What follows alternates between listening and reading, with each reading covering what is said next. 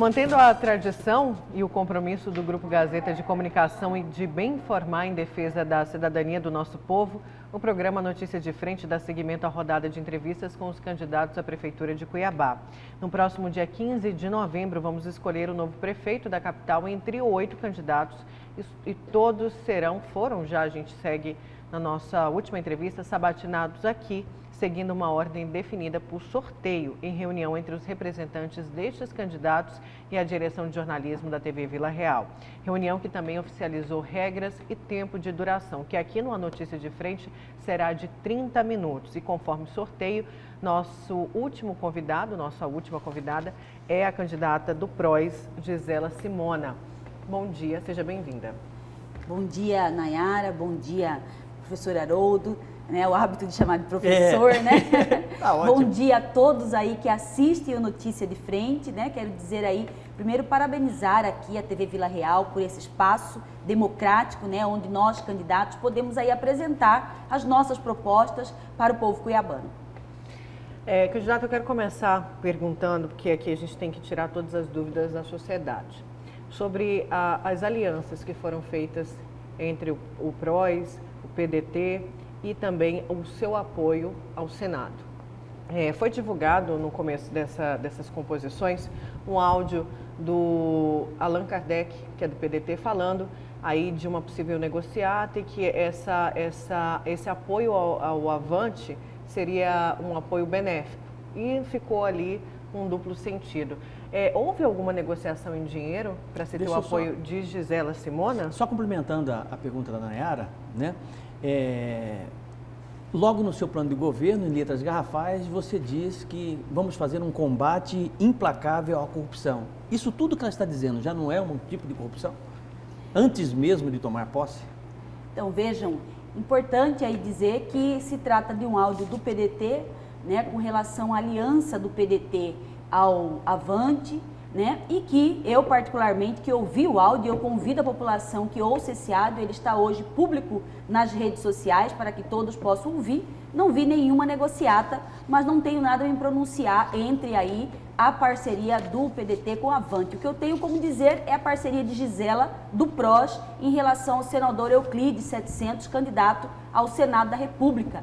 Né? Todos sabem aí que eu, na verdade, cheguei a ser pré-candidata ao Senado da República, tinha propostas para nosso estado de Mato Grosso e Euclides Ribeiro foi o candidato a Senado que incorporou junto às suas propostas várias daquelas que defendia como candidato ao Senado e hoje é o motivo pelo qual me faz apoiá-lo aí como senador da República. Candidata, mas no áudio o Allan Kardec, ele cita o PROS, fala das coligações e das alianças e a senhora tem o vice do PDT, o Maestro Fabrício. A senhora não se pronuncia, então, a respeito disso, mesmo tendo sido citado o seu partido, o PROS, pelo deputado Allan Kardec? Não, me manifesto como estou manifestando nesse momento, dizendo que o deputado Allan, ele menciona que Gisela já fechou apoio ao Euclides, que o PROS já fechou Euclides. Eu estou dizendo à população cuiabana o motivo pelo qual fechei o apoio ao Euclides, né? E apoio Euclides aí ao Senado da República, ele que vem com o número 700 para senador da República aqui no nosso estado de Mato Grosso. Mas no áudio falou em recursos financeiros. O áudio falou em estrutura.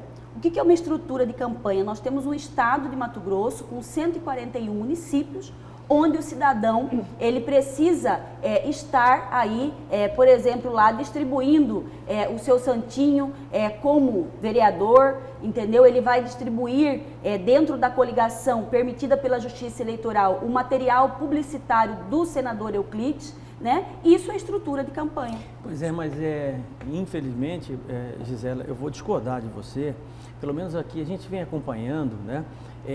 Essa palavrinha estrutura, né, virou sinônimo exatamente de contrapartida financeira. E não necessariamente santinho, estrutura de campanha, estrutura financeira mesmo. Inclusive essa questão de presidentes de bairro que apresentam um livro ouro para candidato, entendeu? Dizendo o seguinte, olha, eu preciso de uma certa estrutura. E subentende-se, dentro dos meandros da política ou da má política, porque isso é um tipo de corrupção, sem dúvida alguma, né? E que isso aí é o seguinte, olha, se você não me der dinheiro, eu não sustento para você 100, 200, 300, 400 votos aqui nessa corrida eleitoral. Isso pegou muito mal, ou não? É porque a gente quer entender, porque ele fala no Ele áudio. fala no áudio. Recursos financeiros. Entendeu? Esse ponto. Então, eu não posso medir a minha régua pela régua dos outros. Eu sei o que eu falo de estrutura, o que os outros fazem, o que os outros negociam, isso independe, né? Eu sei exatamente o que eu faço, o que eu prego, aquilo que eu entendo como correto. Sim. Né? Não vi nada aí que não seja republicano na fala do deputado Alain, mas, de novo, essa pergunta tem que ser feita a ele, tem que ser feita ao PDT. Né? O que eu sei de coligação aí com relação ao PROS é que o PROS hoje apoia o senador Euclides para Senado da pergunta República. foi feita porque logo depois, eu não sei se a senhora chegou a questionar o deputado a respeito disso, porque logo depois o PROS fechou aliança com o PDT, tendo como vice o Fabrício, o maestro Fabrício. Isso não foi questionado com o deputado. Veja, nós fechamos aí e eu tenho que dizer aquilo que é minha alçada. Sim. Eu sou presidente do PROS Cuiabá, né? Eu trato de alianças dentro da rede municipal, onde nós fechamos aí a parceria com o PDT, onde nós temos hoje uma excelente pessoa, uma pessoa ficha limpa como vice de Gisela Simona, que é o maestro Fabrício. Nós temos aí, dentro da nossa coligação, o Avante, e nós temos aí o partido Rede Sustentabilidade. São os partidos que estão no nosso arco de aliança. As alianças estaduais são feitas aí via PROS estadual, ao qual eu não sou presidente. Candidata, eu li o teu plano de governo, estruturado, são 23 páginas, né? E um ponto me chamou a atenção, apesar de ele estar em posição... Eu fui buscar conhecer um pouquinho sobre as políticas públicas de valorização à mulher, né? Apenas para correção, para a sua assessoria, o eixo 3, o conteúdo do eixo 3 está no eixo 4 e o conteúdo do eixo 4 está no eixo 3. Houve uma inversão na hora de montar o plano, né?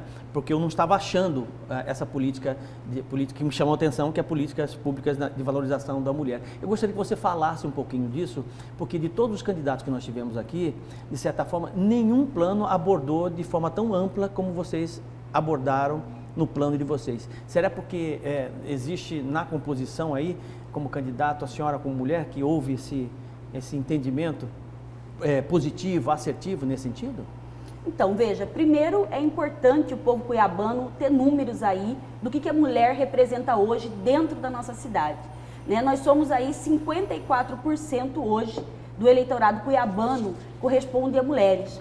Né? E hoje nós temos aí a mulher, sim, se destacando no mercado de trabalho também, né? Como uma pessoa que merece, sim, políticas públicas voltadas aí a esse grupo da população tão grande dentro aí da nossa capital. E o fato de ser mulher, sim, a única mulher, inclusive, candidata a prefeita de Cuiabá, nos faz, sim, ter uma política pública, um dos pilares do nosso plano de governo aí, com destaque para a mulher. E eu destaco aí a seguinte situação, né? Em alguns governos, né, você tem, por exemplo, a Secretaria da Mulher, que ao nosso ver tem que ser mantida dentro do município de Cuiabá, mas não só mantida, porque hoje, por exemplo, a Secretaria da Mulher ela não tem um orçamento. E por não ter um orçamento, automaticamente você não tem como desenvolver políticas públicas específicas para as mulheres, o que nós precisamos que seja desenvolvida. Ou seja, não funciona hoje a Secretaria da Mulher. Hoje não funciona, exatamente por você não dar. Você tem um grupo de pessoas contratadas para trabalhar, mas essas pessoas acabam aí não tendo como executar um planejamento porque não tem orçamento. Então, nós queremos incluir, sim, essa política pública para mulheres dentro do planejamento aí da Prefeitura de Cuiabá, onde nós possamos desenvolver ações aí várias que envolvem a mulher, seja de forma direta, seja de forma transversal, aí atingindo todas as outras pastas. E eu digo aqui de um dos maiores projetos nossos voltado para a mulher, que é nós transformarmos aí o antigo pronto-socorro no Hospital da Mulher, né? Onde nós teremos aí um tratamento específico para doenças que acometem a mulher com maior intensidade. Eu digo aqui, por exemplo, do câncer de mama, que é a segunda doença que hoje mais mata no país as mulheres, né? E que o município precisa sim ter uma política específica para isso. Nós temos a situação das mulheres que não conseguem ter filhos e precisam de um tratamento via poder público, né? Nós temos também a própria situação da maternidade, que exige hoje um número maior na área de obstetrícia, de ginecologista, para que nós possamos aí ter esses cuidados. Candidata, a senhora falou de transformar. O pronto-socorro tinha aí uma ideia de ser transformado no materno-infantil, que a gente não tem aqui. As grandes capitais têm um hospital materno-infantil. É preciso também cuidar das crianças. Sim, mas será mais amplo, Nayara. Até vai porque ser também materno-infantil, também então. materno-infantil. Mas vejam que a mulher, né, ela tem peculiaridades que não envolvem só a maternidade. Então nós entendemos que o materno-infantil ele está acolhido dentro desse hospital, mas não necessariamente será só materno-infantil. Nós temos, por exemplo, hoje a endometriose, que é aquela cólica horrível que as meninas sentem desde aí da sua adolescência e que hoje nós não temos política pública para isso. Só que tudo isso também está atrelado a um outro fator. Endometriose, dificuldade para engravidar, tudo isso precisa de um tratamento, como a senhora falou. E é preciso de medicamentos e é um problema sério que existe hoje em Cuiabá. As pessoas vão no posto, vão nas UPAs, policlínicas, não tem medicamento. E considerando falta que insumos básicos, como até fita para medição de diabetes. Como resolver esse problema? O que está dando errado? Só que a senhora vai complementando a fazer pergunta da Nayara, de diferente, candidata? Considerando que a demanda geralmente é a mesma. Ou seja, as pessoas que precisam dos medicamentos são geralmente os mesmos. Quer dizer, é algo tangível, dá para você controlar. Falta gestão nesse sentido, porque entra gestor, sai gestor, o problema persiste. Então, isso se chama ineficiência na gestão. E como que nós vamos resolver esse problema? Primeiro que nós queremos mudar aí as prioridades dentro da saúde. Em que sentido? Nos últimos anos, os gestores que têm assumido a Prefeitura de Cuiabá, eles têm muito ido em cima já da fila de leitos, de construção de leitos. Isso da fotografia, isso é bonito, né? E se tira foto, mas não resolve o problema da saúde. Nós não, nós queremos aí fazer o investimento na atenção primária da saúde.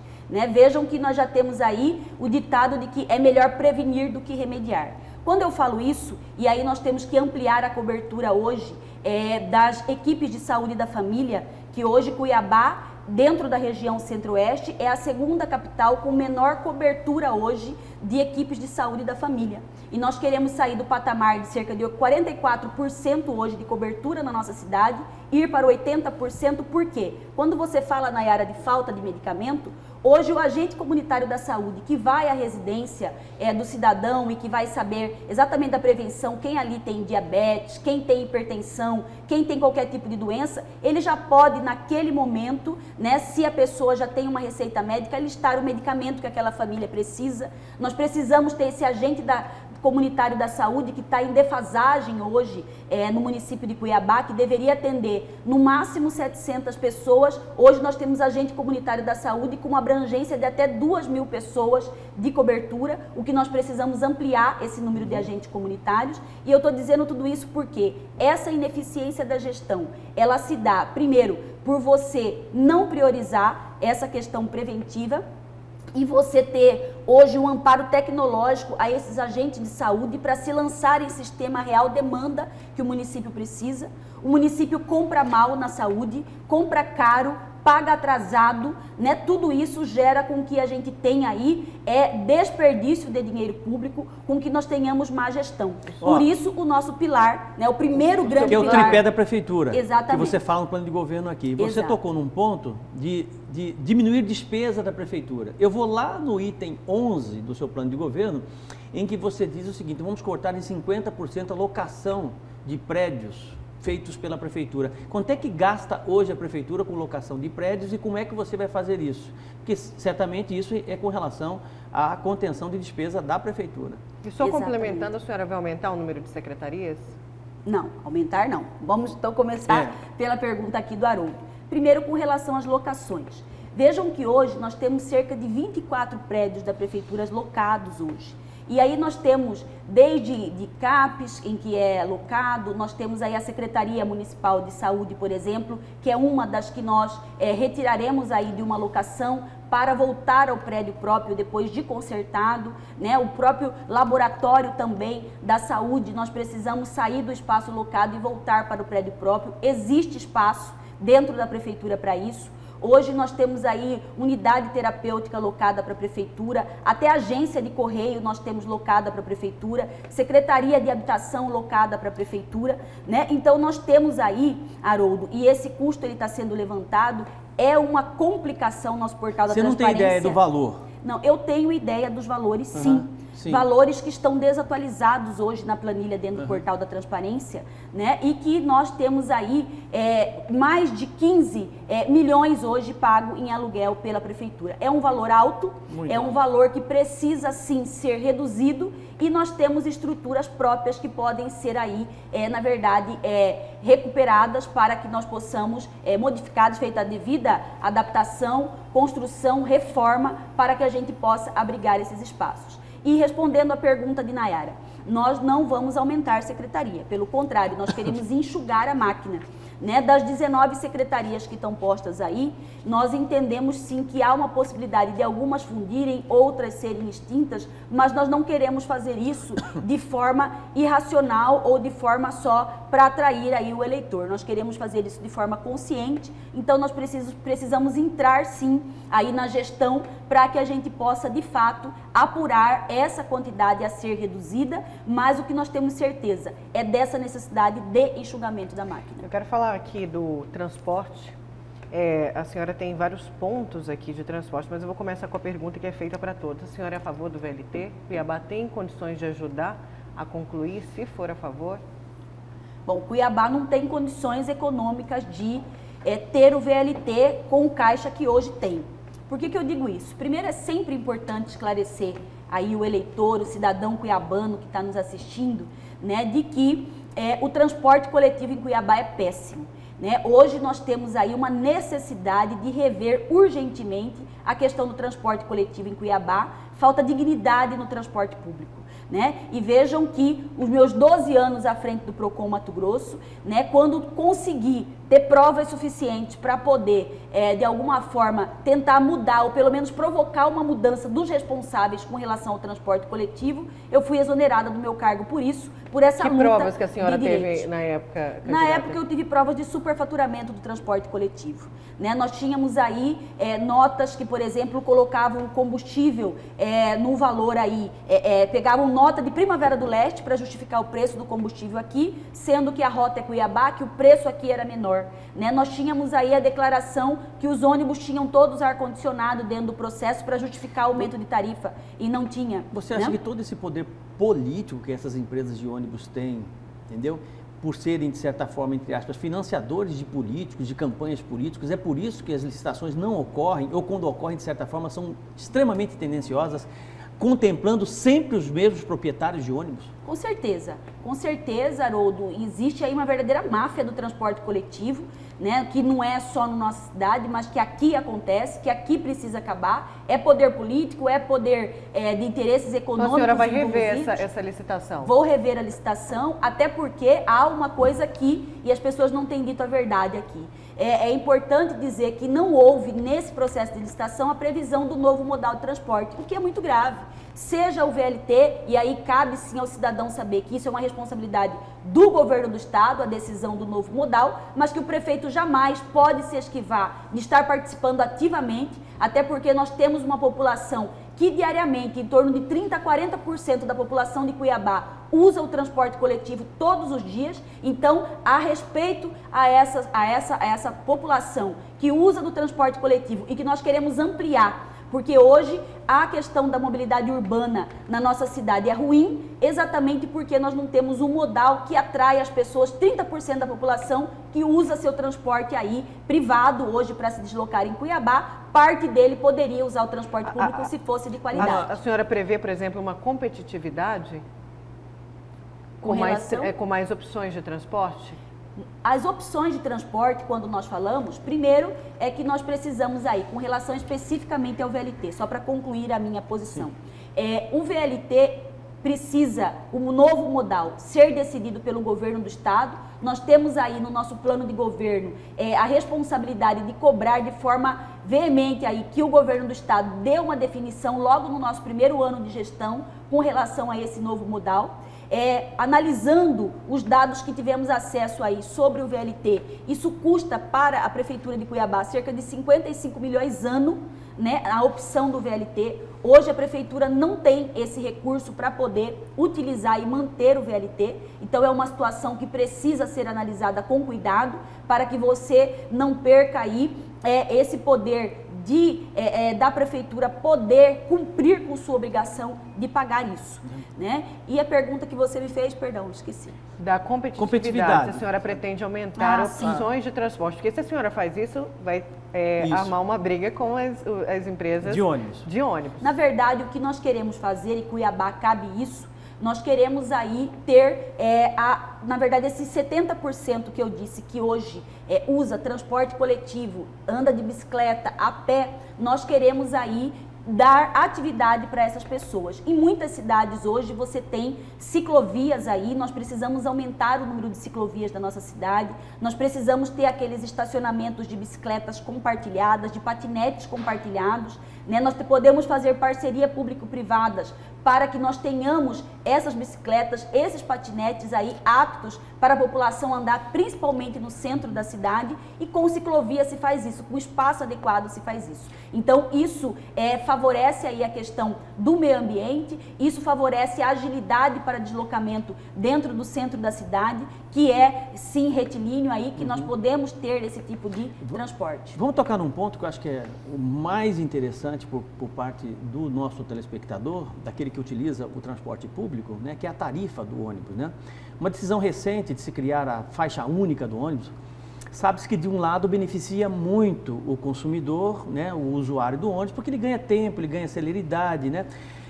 Porque diminui, sobretudo, a questão do engarrafamento. Isso é muito bom para o usuário do ônibus. Mas, do outro lado, o que não está sendo divulgado é que o maior custo para o empresário do ônibus são os engarrafamentos. Uma vez que ele tem faixa única, ele lucra mais. Porque o custo do óleo diesel chega a 23%, 24%, você sabe melhor do que eu sobre isso, né? Então ele vai ter um lucro maior por conta dessa faixa única do ônibus. Caso a senhora seja eleita, a senhora vai rever esses custos todos nesse sentido, principalmente por conta desse ponto que beneficia o proprietário de ônibus aqui em Cuiabá? Sim, Haroldo, importantíssima a sua pergunta. Concordo com você quando você fala primeiro da necessidade da via única de ônibus. Eu sou a favor dela, mas isso tem que beneficiar não só a empresa, mas beneficiar o consumidor com a redução de tarifa. Certamente isso será sim um dos motivos da revisão do contrato do transporte coletivo. Não só isso. Tá? Nós estamos dizendo aí da frota que deveria ser de 4 anos e hoje tem ônibus de 10 anos rodando, né? Nós temos aí a situação do preço do combustível que muitas vezes está nesses processos como se fosse consumidor final comprando, e nós sabemos que as empresas não compram como consumidor final, né? Nós temos aí hoje, infelizmente, assistindo a indignidade de ter motoristas de ônibus tendo que descer para carregar cadeirante para dentro do ônibus porque as rampas estão enferrujadas. Falta segurança nesses ônibus e tudo isso vai ser motivo, sim, para a revisão dos contratos aí da licitação do transporte coletivo. Recentemente, acho que essa semana, o candidato Emanuel Pinheiro do MDB pediu impugnação da sua candidatura, alegando que a senhora não se descompatibilizou num tempo certo do Conselho. Como que a senhora responde isso? Houve algum erro na hora de descompatibilizar a candidata? Na verdade, o atual prefeito, isso eu vi inclusive nos sites, né, quer ganhar por WO, né, porque ele não impugnou só a minha candidatura, impugnou praticamente de todos aí os candidatos. E isso eu vejo de uma forma aí de uso indevido da justiça eleitoral para se criar fatos políticos, o que é muito ruim e desonesto com a população. Mas, de qualquer forma, eu estou muito tranquila nesse ponto, né, porque eu sim me desincompatibilizei dentro dos prazos corretos aí, até com bastante antecedência do prazo. Desde 13 de março aí eu já não tenho mais vínculo do ponto de vista de direção junto com o governo do estado, né? Eu tenho aí a minha última reunião como conselheira foi no dia 18 de dezembro de 2019, então eu estou muito tranquila com isso, né? E nós estamos, sim, bastante aí animados e participando da nossa campanha, que felizmente tem crescido no meio da população. Falando desse jogo político, a gente tem aí um desenho dos candidatos, alguns de direita, de centro. A senhora é a candidata da esquerda? Eu sou candidata de centro, não só pelo estatuto partidário do PROS, que é o Partido Republicano da Ordem Social, mas exatamente pela minha postura em tudo que faço. Quando eu digo isso, Nayara, eu falo muito pela questão de não gostar do extremismo, né? Nem do extremismo, nem da direita e nem da esquerda. A esquerda é extremista em alguns pontos, a direita é extremista em outros pontos, e eu penso que nós temos que ter equilíbrio, nós temos que ter bom senso, nós temos que fazer aquilo que é melhor para a nossa cidade e não exatamente aquilo que agrada ou desagrada aos partidos. Falar que é de centro não é ficar em cima do muro. Não, de forma alguma. Então vamos para um tema bastante polêmico. Eu nunca tive a oportunidade de perguntar para uma mulher, eu vou ter a primeira para uma mulher que é candidata, que é uma representante pública, né? Que é uma pessoa que está aí, de certa forma, se expondo os seus princípios, a sua ideologia o tempo todo, né? A minha pergunta é o seguinte, você é a favor ou é contra o aborto e em que situação? Então, eu sou uma mulher que luto em defesa da vida, sempre. A vida é a prioridade, né? Eu sou cristã, né? E isso defendo a vida. Mas também sou advogada, sou uma pessoa que tenho na minha vida a marca de luta por justiça, né? Estamos no Estado Democrático de Direito, né? E sou a favor das hipóteses de aborto previstas aí na nossa Constituição Federal, né? E isso tem que ser cumprido na medida que está estabelecido na Carta Maior que nós vivemos. Só para finalizar uma outra pergunta, que é com relação a essas alianças todas. Nós sabemos que a aliança partidária sempre traz contrapartida, infelizmente. Nós hoje presenciamos o executivo cheio de gente incompetente, sem a mínima preparação, uma prefeitura cara, uma prefeitura ineficiente, né? Como é que você vai fazer para tentar minimizar esse problema? Porque com relação a cargos públicos, né? É o partido que é aliado a você, que pede um cargo na secretaria, é um vereador. Como é que você vai fazer para lidar com isso? Então, bom, felizmente ainda nada aconteceu, né? Nós ainda não teve esse pedido. Ainda não tivemos, felizmente, esse pedido. Se ganhar, você pode esperar. Exatamente. O fato de nós sermos aí, talvez eu seja uma das únicas candidatas aí que não tenha carreira política, né? Porque os outros já estão aí, ora como vereador, ora como prefeito, ex-prefeitos, enfim, que estão no mandato, né? A gente vem aí com uma história sem mandato político, né? Estamos com poucos aliados aí, sim, em termos de partidos nessa disputa eleitoral, né? Não tivemos nenhum tipo de assédio nesse sentido, mas sabemos, sim, dentro do que a gente ouve dos bastidores da política, que isso vai existir. Mas nós temos uma prerrogativa, sim, de fazer um mandato mais técnico do que político, no sentido de nós colocarmos ordem e fazer o enfrentamento que nós precisamos fazer dentro da Prefeitura de Cuiabá. Serão anos iniciais difíceis de combate à corrupção, de acabar com alguns vícios, de tráfico de influência dentro da Prefeitura, e isso vai exigir independência para que a gente faça isso. Pois é. Então vamos lidar com uma forma que seja possível governar dentro daquilo que é republicano, né? Nós aceitamos indicações desde que sejam técnicas, desde que a gente passe pelo crivo da qualidade técnica, né? Mas jamais imposições simplesmente para aí fazer apoio ou ter ou não ter apoio dentro da prefeitura. A senhora tocou num ponto, né, da dificuldade, se eleita, o que a senhora vai receber das contas? A senhora tem uma noção do que pode receber? Porque isso foi até questionado, tem dinheiro da Covid em caixa, por exemplo. A senhora já tem essa noção, o seu partido, a sua equipe já conseguiu fazer algum levantamento através do portal da transparência, por exemplo? Conseguimos fazer levantamento, sim. Né? Temos constatações aí de pedalada fiscal dentro do município no final do exercício 2019. Temos, por exemplo, nesse momento, existe 72 milhões do governo federal parados aí dentro do cofre da prefeitura, e isso é ineficiência. No momento de crise que nós estamos vivendo aí, que seria para investimento, dinheiro do governo federal, a gente verifica lá, né, no portal que está parado no caixa da prefeitura, o que deveria sim estar realizando creches, que estamos com 11 mil vagas de creche em déficit hoje no município. Temos uma baixa cobertura, como foi falado aí, de equipes da saúde e da família, né? Várias prioridades em áreas importantes como saúde, educação, da própria mobilidade urbana, que poderiam estar em andamento, mas estão aí parada por má gestão dentro dos cofres públicos municipais. Candidata, 3 bilhões de reais é o suficiente? Por que não dá? Pelo menos por enquanto falta muita coisa na atual gestão, como sempre faltou nas outras também. Enfim, né? Com 3 bilhões dá para fazer?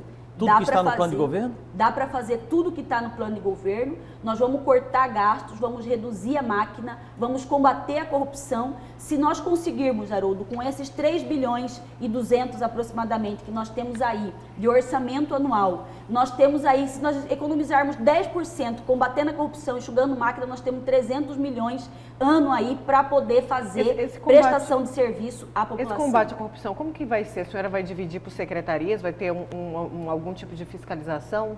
Nós vamos sim fazer concomitante as ações que precisam ser empreendidas junto à prefeitura.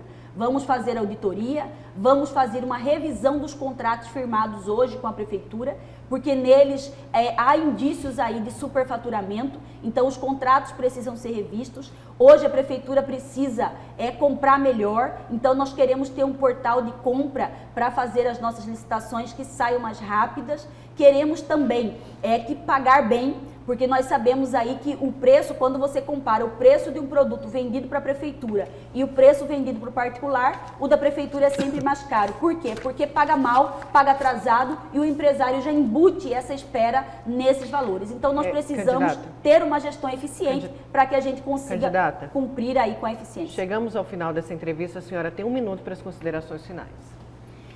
Bom, eu quero aqui agradecer à TV Pantanal, ao professor Haroldo. Vila Real. Vila Perdão, Real. Quero aqui agradecer à TV, aí Vila Real, ao professor Haroldo, à Nayara, por essa oportunidade de estar aqui, mostrando um pouco as nossas propostas. Quero convidar você, eleitor, a participar aí e a poder aí visitar a minha página, Gisela Simona Oficial, onde você vai verificar todas as nossas propostas, né? Quero aí que você conheça um pouco mais a nossa proposta, que você saiba como nós queremos mudar aí, trazer uma nova história para Cuiabá e dizer que eu, Gisela Simona, sou candidata a prefeita de Cuiabá, juntamente com o maestro Fabrício. O meu número é 90 e eu quero representar você junto à Prefeitura de Cuiabá. Certo. Tempo, então, encerrado. Obrigada, candidata. Eu agradeço. Obrigado, Gisela Simona, por sua presença aqui na Notícia de Frente. Eu que agradeço a vocês. Olha, e a gente continua aí com a candidata ao longo da nossa programação na TV Vila Real. Só vou informar aqui, deixa eu pegar aqui a minha colinha. A gente encerra hoje essa rodada de entrevistas com os candidatos à Prefeitura de Cuiabá. A partir de amanhã, por ordem alfabética, vamos dar início à rodada de entrevistas com os candidatos ao Senado. E o nosso primeiro entrevistado será o candidato Carlos Fávaro, do PSD. Obrigada, Haroldo. Obrigado, Nayara Moura. Obrigado à candidata. Obrigado a todos. Um excelente dia. Obrigada, gente. Olha, você fica agora com Fala Brasil. Uma excelente quarta-feira. Tchau.